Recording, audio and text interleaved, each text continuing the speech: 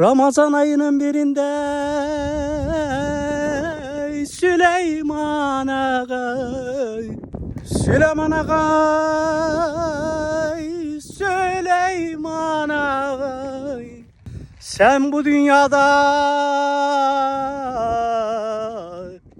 dört dönüm toprağını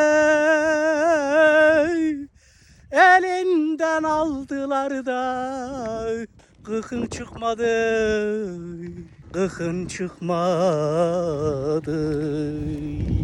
Elin adamı,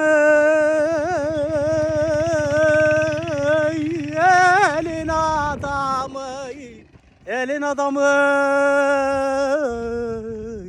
yolun içindeki ağacı tapu kaydına geçirmeye çalışıyor Süleyman Agay, Süleyman Agay. Sen ne cömert adammışsın Süleyman Agay.